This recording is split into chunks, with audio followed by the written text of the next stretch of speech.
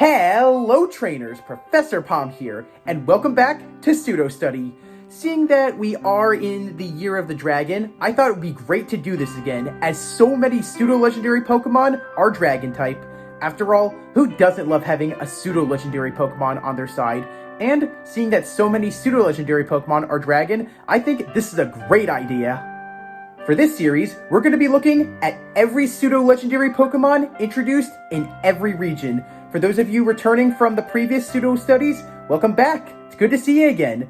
But for those of you who are new and have no idea what pseudo-legendary means, allow me to explain. It's very simple. You see, pseudo-legendary is a fan term coined by Pokemon fans, and it refers to any Pokemon that has a 3-stage evolution line, has a base stat total of exactly 600, and requires exactly 1,250,000 experience points to hit level 100. In the world of Pokemon, pseudo-legendary Pokemon are everywhere. Some of them fly high in the sky, as they like the open skies and they also love the fresh air. Some pseudo-legendary Pokemon live in the mountains, as some of them like a harsh climate, and some of them also like the view as well as being the king of one. And of course, we have some pseudo-legendaries that live in the darkest depths of the world. Yeah, every pseudo-legendary Pokemon is different, but there's that one out there that's the most unique of them, as it lives in all 3 places, soaring high in the sky, in the darkest depths of the world, and also in the mountains. And it's none other than one of the most powerful pseudo-legendary Pokemon, Garchomp. To me, Garchomp will always stand above the rest, because when I think of the word pseudo-legendary, I think of something very powerful. And whenever I think of something powerful, this Hammerhead Shark Dragon immediately comes to mind. This is the ideal design, what I would think any pseudo-legendary Pokemon will have. Of course, every one of them could be different, but Garchomp's design and also what it has going for it is so much different than everything else we've ever had. Most pseudo-legendary dragons are based on very powerful creatures, but when looking at Garchomp, I think what sets it apart from so many others is Garchomp really is 2 predators as one. It's a shark and it's a dragon. Those are already 2 very scary creatures. But seeing that this Pokemon doesn't just swim in the water, but also is on land and flies, makes it probably one of the most dangerous pseudo-legendary Pokemon. When Arceus created Garchomp, he really outdid himself. There is nothing quite like this Pokemon, and it is a monster. While I may be calling Garchomp a monster, I mean it in all the right ways, because Garchomp is such a powerful and amazing Pokemon. I remember when I first met this thing, oh my goodness, was that thing terrifying, especially on Cynthia's team. That thing could destroy anything. Most of the time, and the Pokédex says it destroys, and after that battle, I think we realize how much power that thing packs. If Jaws made you afraid to go into the water, then Garchomp is going to be the Pokemon that makes you fear to come on land. This Pokemon is one of the fastest pseudo-legendary Pokemon out there. It hides underground, it soars high in the sky, and it's a monster on land. So yeah, if you find this Pokemon and it marks you as prey, you better hope that you have an Ice-type Pokemon or you're ready for battle. Otherwise, you're becoming dinner from this Landshark attack. There's a lot of amazing things to talk about with Garchomp, and I think that we should learn everything we need to know about the Sinnoh Pseudo-Legendary. So let's begin. But before we do that, I want to give a very special thanks and shout out to fellow subscriber, Puffy Sparkles. Also, happy early birthday, Puffy Sparkles! I know that Garchomp is your favorite Pokemon of all time, so I hope that you enjoy this very early birthday gift. I also want to give a very special thanks and shout out to my collaboration partner, Primordial Halo, aka Professor Sassafras herself. I know that Garchomp is also your favorite Pokemon, so I hope that both of you enjoyed this video so much. Garchomp is a great pseudo-legendary Pokemon as well as a great Pokemon altogether. But before we begin, I have one more person that I want to thank as well. I want to give a very special thanks and shout out to fellow artist HTTP Koopa for my shirt today. Today's jersey that I'm wearing is Leon's. Since we're talking about a pseudo-legendary Pokemon that's also a champion's ace, I oftentimes remember that so many champions like to use a pseudo-legendary as an ace Pokemon, and Garchomp is no exception. If you really like these shirts that I wear in my videos, I have a link to HTTP Koopa's Etsy shop in the description below. check him out, and hey, buy a shirt from him. He's a very talented artist who does a lot of Pokemon designs. While I may not be sponsored, I still want to say thank you, and remember to tell him Professor Palm sent ya. Yeah, watch the teeth. This thing has some very powerful jaws. They don't call it jaws on land for nothing. Well, we're about to go supersonic. If you have a Garchomp, hold on tight because this Pokemon goes Mach very quickly. And strap in for the ride as we learn all about the Landshark itself, Garchomp! For the Garchomp family, or the Garchomp line, whichever you prefer to call it, it's a 3-stage evolution. For this ferocious Landshark family, we begin at the first and basic stage with the little chomper, Gibble. Then at level 24, Gibble undergoes evolution and evolves into the middle stage with the big jaws, Gabite. And finally, at level 48, we end the Savage Shark evolution when Gabite evolves into the Hammerhead Dragon Shark, Garchomp. All in all, you need to get to levels 24 and 48 to experience this shark attack. What makes this line so unique and unlike all other pseudo-legendary dragon lines is that Gibble, Gabite, and Garchomp all evolve much earlier than others.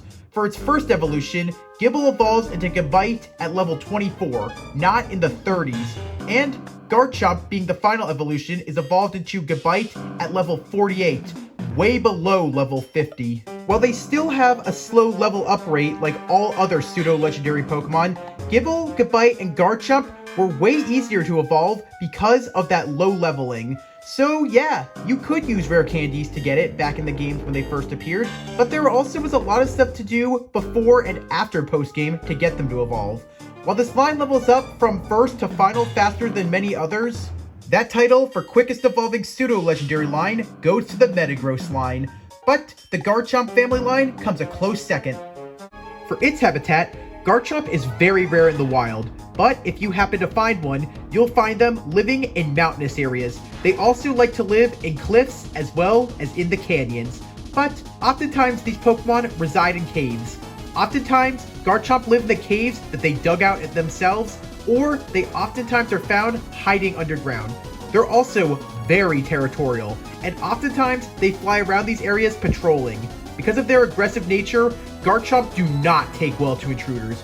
If you see a Garchomp flying in the sky around these areas, or you see it in the caves, you better run, because this Pokemon will fight anything that comes here, so you better be ready for a Landshark attack. The first games Garchomp ever appeared in were Pokemon Diamond, Pearl, and Platinum. While its previous evolutions could be found in the Sinnoh region, Garchomp could not be found anywhere. The only way to obtain a Garchomp was from the basics, by going to Wayward Cave and finding a Gibble, and being lucky that it didn't KO itself with Takedown. But if you play Platinum, looking in Victory Road would also be helpful, as you could find yourself a Gabite in the wild. Then, all you need from there is to evolve it, and there you go. You get yourself a powerful Hammerhead Shark Dragon. Unlike most other pseudo-legendary Pokemon that sometimes appear in the wild by luck, by rare encounter, or by something special, Garchomp was never given that luxury. This wasn't until recently, when the first game that you could ever catch Garchomp fully evolved was in the Paldea games, Scarlet and Violet, but only at the top of the Great Crater of Paldea. You'll see it flying around, and when it spots you, it goes in for an attack. With many others being hard to find, Garchomp is always ready for battle. That's why this Pokemon wastes no time to fight. For the lore of Garchomp, Garchomp is based on a lot of things mixed together. The most obvious most of all is Hammerhead Sharks, because of Garchomp's vicious nature and also because of the protuberances on its head. But it also draws inspiration from wyverns, being dragons depicted with 2 legs and 2 wings. However, there's also some prehistoric power added into the mix, as Garchomp also resembles the carnivorous dinosaur, the Carcharodontosaurus, which are also known as shark-tooth lizards. However, with its wings and its ability to fly super fast, Garchomp also draws inspiration from aircrafts, specifically fighter jets. According to the Pokédex, Garchomp has an aggressive nature, and it also has a feral disposition of attack now, ask questions later. Garchomp never turns down a battle, and because it likes to be number 1, it always fights everything in its way to prove that point. Garchomp has an ongoing rivalry with fellow pseudo-legendary Pokemon, Salamence, as oftentimes both of them fight in the sky to compete for food. The twin protuberances on Garchomp's head serve as sensors. They also act like a radar system. They can tell everything that's going on around Garchomp, even how far prey is in the distance when Garchomp is hunting. Garchomp enjoy flying around, and when they want to, Garchomp folds up its body and extends its wings, looking very similar to that of a jet plane. Garchomp flies at supersonic speed equal to that of fighter jets. Oftentimes in the sky, it's really hard to tell whether you're looking at a fighter jet or a Garchomp. Garchomp's whole body is covered in fine scales. These scales reduce drag and wind resistance, making it super fast. But be careful when touching a Garchomp, as the edges of their fine scales can cause injury to opponents who attack it, and they're so powerful they can even cut through diamonds. It's said that when Garchomp runs at high speed, its wings create blades of wing that can cut down nearby trees close by, which is honestly a marvel to see. But also because of this powerful speed, Garchomp never allows any prey to escape. When hungry and in the sky, Garchomp dives into a flock of flying Pokemon and gulps the entire flock whole, leaving nothing behind, not even bones. Garchomp's powerful jaws can bite and destroy anything that they bite down on. Sometimes Garchomp loses teeth, but because of this pure power it has, Garchomp can heal its teeth or even grow another one within a matter of hours. Garchomp sure is a monster, not just on land, but in the sky and underground. You need to proceed with caution whenever you encounter it, as it's always in beast mode, and nothing can stop it. But if you think it's scary now, just wait until it goes super beast mode. Oh, I was mistaken. I meant to say mega beast mode. Then you'll see what pure power is. Thanks to Professor Sycamore's research in Generation 6, we learned that Garchomp can Mega Evolve. And if you think it's a Super Predator, you haven't seen it when it becomes a Mega Predator. Undergoing Mega Evolution has also caused Garchomp to evolve into a primal creature. The excess energy melted both its arms and wings, turning them into giant scythes. Mega Garchomp has an extremely vicious disposition. This Pokemon destroys anything within its path and all around it. When it sees an opponent, Mega Garchomp uses its twin scythes and carves every opponent into ribbons. Mega Garchomp's rage is not only anger, but also a lot of fear. After all, that Mega energy caused its own hands to turn into scythes. Most of the time, Mega Garchomp destroying stuff isn't out of anger, but instead of fear, because this Pokemon has no idea what's going on, as most of its mind is clouded and then replaced with lots of violent rage. As terrifying as Mega Garchomp is on land, it's even more scary in the sky. This Pokemon can go into the sky and go to Mach 5 within a split second, and its strength is so powerful that with its Scythe Claws, Mega Garchomp can destroy a cargo plane with one fatal swoop. Garchomp has made many appearances throughout the anime over the years. It's a Pokemon many of us look forward to seeing, especially when Cynthia herself appears. Garchomp's first major role in the anime was in the Diamond and Pearl episode, Top Down Training, where the champion herself, Cynthia, was in a battle with Lucian, where she sent out Garchomp and he sent out Bronzong. Lucian's Bronzong used the move Flash Canning, hitting Garchomp but doing barely any damage. Garchomp then used Giga Impact on Cynthia's orders and beat the Bronzong in a clean sweep. Later on in the same episode, Paul, wanting to show that he was the best in front of a lot of people, challenged Cynthia to a battle at Amity Square, which she gladly accepted. Cynthia sent out her Garchomp, and Paul sent out his Chimchar. Being the kind soul that she was, Cynthia offered Paul the first move. Paul told Chimchar to use Fire Spin, which worked, trapping Garchomp in a fiery vortex. Then he told Chimchar to use Dig. Still trapped, Cynthia told Garchomp to use Dig, which it destroyed the fiery vortex and went underground, fighting Chimchar, and beat it in a single move, mainly because of the higher level and the type disadvantage. Angered, Paul returned Chimchar and sent out Weavile, an Ice-type Pokemon, which gave him an advantage, since Garchomp has a ×4 weakness to Ice moves. Wasting no time, Paul ordered Weavile to use Blizzard, which it did, hitting Garchomp. However, disadvantage and power meant nothing to Garchomp. It flew in the sky, and Cynthia told it to use Giga Impact. Not wanting to repeat a loss, Paul told Weavile to use Ice Beam on Garchomp, but Garchomp was too fast and dodged. It hit Weavile directly, resulting in another clean sweep. Paul then sent out his newly acquired Murkrow and tried to use the move Haze, but Garchomp dodged and flew into the sky, making this a sky battle. Going for the big guns, Paul ordered Murkrow to use Sky Attack, and Cynthia once again told Garchomp to use the move Giga Impact. Once again, Garchomp's power was too strong, and it blasted Murkrow out of the sky, knocking it out. Wanting to show that he planned for this, Paul then sent out his Torterra and used the move Giga Drain to take Garchomp's energy. Garchomp wasn't able to dodge, as Paul carefully watched, as Garchomp now needed to evolve. So, he used this to his advantage. Thinking he could win, Torterra used Frenzy Plant, but Garchomp was fully recharged and then used Brick Break. Obeying Cynthia's command, Garchomp used the move Brick Break, resulting in a one-hit KO against Torterra. Out of Pokemon, Paul surrendered and admitted defeat. Cynthia commended Garchomp on a great job and returned it, and also thanked Paul for a great battle. Every pseudo-legendary Pokemon is unique, and Garchomp is one of the most well-known pseudo-legendary Pokemon of all time. Maybe it's because of its unique design, maybe it's also because of the trainer it has, but I think the main reason is because this Pokemon is truly one of a kind. As there may be other grounded Dragon-type Pokemon, but there's nothing that comes close to being as violent and powerful as this thing. While there's a lot to talk about with Garchomp, why don't we talk on a few tidbits and fun facts about this powerful Dragon Shark. When it was first introduced in the Sinnoh region in the Generation 4 games Diamond and Pearl, Garchomp and its line were the only new Dragon-type Pokemon that were not legendary Pokemon. Garchomp is currently the only pseudo-legendary Pokemon that has a gender difference, and it comes from its back fin. You see, male Garchomps have a notch in their back fin, while the females do not.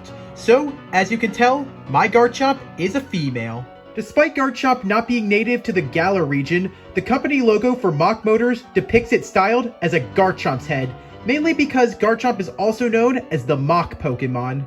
Garchomp was the first pseudo-legendary Dragon-type Pokemon to not gain a new typing through evolution, as it started as a Dragon and Ground type in its basic stage, kept it in its second stage, and still ended that way at its final stage. Garchomp is the signature Pokemon to the beautiful champion herself, Cynthia. But the Queen of Sinnoh also started something brand new that had never been done with Garchomp, as she was the first female NPC to use a pseudo-legendary Pokemon. Also, as we learn, back in the past, history repeated itself many years later, as earlier on, Cynthia's ancestor Volo himself also used Garchomp as his ace. Mega Garchomp has the highest HP and highest attack stat of all Mega pseudo-legendary Pokemon, and Garchomp had the highest HP stat of all pseudos until Generation 9 introduced Baxcalibur. And despite multiple Pokédex entries saying Garchomp can fly, the anime showing us Garchomp can fly, and even the game showing Garchomp can fly when it follows you, or it can fly around in the wild, especially when you encounter it towards the Great Crater of Paldea in Pokemon Scarlet and Violet, it can't learn fly. And it's been over 20 years since this Pokemon has been introduced, and it's yet never been able to learn how to fly. As upsetting as it is, I think it's time for all of us, almost 20 years later, to make peace that the move Fly and Garchomp will never be compatible, despite seeing what it can do. Garchomp and Mega Garchomp just might be some of the most powerful pseudo-legendary Pokemon Arceus ever created. But Arceus, being smart, gave them a few weaknesses. Because of their dual typing of Dragon and Ground, Garchomp and Mega Garchomp are weak to moves that are Dragon type and to Fairy type. While Dragon and Fairy type moves are weaknesses to Garchomp, they're only ×2 weaknesses. Garchomp has a major ×4 weakness that it cannot stand, and that is to moves that are Ice type. Because of Garchomp's dual typing of Dragon and Ground, Ice type moves will do ×4 damage, making Garchomp terrified of the cold. While we've seen Garchomp's weaknesses, why don't we check out its strengths and see what makes this Pokemon unstoppable.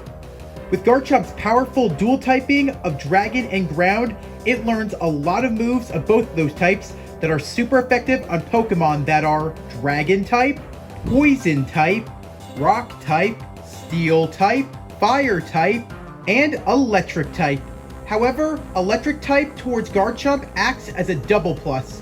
Because of its dual typing of Dragon and Ground, Ground type Pokemon are unaffected by any Electric type moves, giving Garchomp full immunity to anything electric. We've had a lot of amazing pseudo-legendary dragons introduced over the years, but there's something about Garchomp that always puts it above the rest for all the right reasons.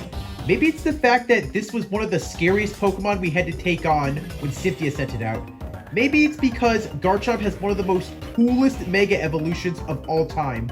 Or maybe it's just because Garchomp is a combination of two things we never thought we'd see together, sharks and dragons. Whatever the case may be, these are all amazing reasons why Garchomp stands out, and why it still will for years to come. Oftentimes, people say that sharks are bullies and beasts of the deep. Well, seeing that Garchomp can be anywhere, underground, flying above us, on the ground, or even in the water, makes this Pokemon a true predator. And seeing that this Pokemon can claim an entire area as its own territory really shows just how powerful and strong it can be. You really don't want to mess with this terrifying Landshark. I guess another reason why so many trainers hold Garchomp in such regard is because when you think of the word pseudo-legendary in the world of Pokemon, this is something that comes to mind. A unique, incredibly strong Dragon-type Pokemon. Even though we've had so many other Dragon-type Pokemon, Garchomp will always stand above the rest because it checks a lot of boxes, especially the box of having a powerful trainer. Cynthia's Garchomp is unlike any other. That Pokemon is a nightmare, and when you have this Pokemon on your team, you become a nightmare and as strong as the champion herself. There's a lot of Pokemon that know how to go beast mode when they fight. Garchomp is one of those Pokemon that doesn't need to go beast mode. It's always in beast mode.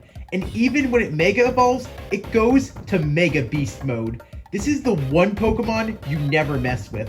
When having a pseudo-legendary Pokemon on your side, there are so many that you could choose from, but in my opinion, I think the best one you could choose from is the Landshark itself, Garchomp. When these jaws on land come after you, it's over. You better hope that you have an Ice-type Pokemon or be ready to fight. Garchomp will never back down, and it makes it the perfect Dragon-type partner for any team. If you're a fan of Dragon-type Pokemon, I can't recommend it enough. Go get yourself a Garchomp and learn to be the ruler of the skies, the sea, and even the mountains. This is a Pokemon and a pseudo-legendary like no other. It's good to see you back again in one piece, trainers. I'm glad that Garchomp didn't make a meal out of you, and also its supersonic speed didn't give you any sort of whiplash. I hope that you enjoyed learning all about this powerful Hammerhead Shark Dragon. But before we end, I just have a few questions for all of you. Since we have so many pseudo-legendary Pokemon out there, who's currently your favorite of all time? When the next generation of Pokemon comes, do you think that we should get another pseudo-legendary that's Dragon? Or do you think that we should do it again like Metagross and Tyranitar and get one that's not Dragon? If we get another Dragon pseudo-legendary Pokemon, what typing should it be? Also, do you think that any of the previous Dragon pseudo-legendary Pokemon deserve regional variants just like Goodra? And when taking on Cynthia in any of the Sinnoh games, was that your first introduction to Garchomp, or did you know about it early on? Also, was this the battle that proved to you how much of a monster it could be? I hope you had a great time learning about this powerful Hammerhead Shark Dragon. I know that you really love this Pokemon, Puffy Sparkles and Primordial Halo, so I hope that this video was great for you. If you liked what you saw, please leave a like. If you have any questions, you want to answer any of the questions I threw at you, you want me to do another Pseudo Study video, or you want me to cover another Pokemon line or something in Pokemon current events, then please comment. And as always, if you liked what you saw and you want to see more, smash that subscribe button. Also, please share my videos to so many other trainers out there. As a Pokemon professor, it's my job to teach trainers like you. Thanks for watching, trainers. Palm out.